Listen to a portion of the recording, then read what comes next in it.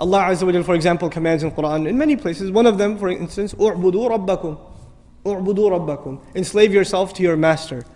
If you want to know, we study a lot of Quran, you know. You could study tafsir for years and years and years and years.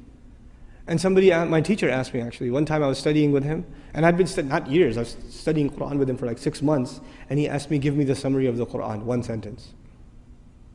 Actually, and I said, one sentence? He goes, okay, fine, 2. So he wants a summary of the whole Quran in 2 sentences.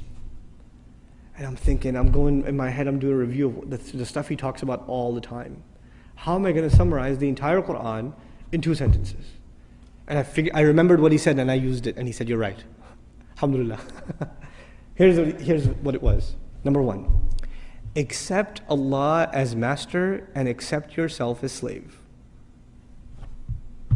A lot of people accept Allah as master, but they still don't accept themselves as slave. Just accept it. Internalize that He is master, you are slave. Accept that. Number 1.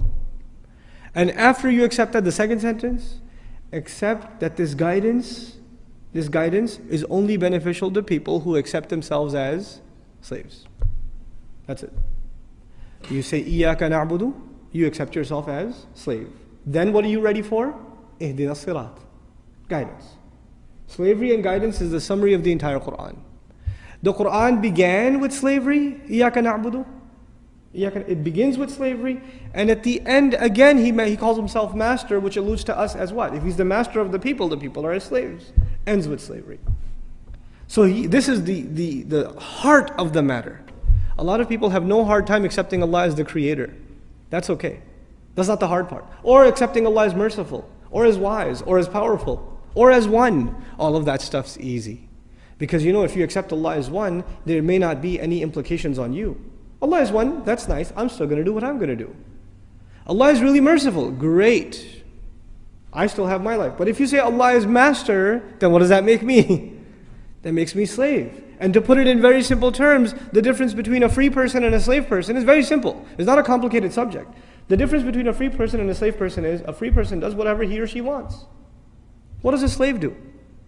A slave cannot do what he or she wants. If a slave did what he or she wanted, then they would be considered free. The only thing that makes them a slave is they do what the master wants. If you accept that your will comes under the will of Allah, your will has to be submitted like a slave before the will of the master.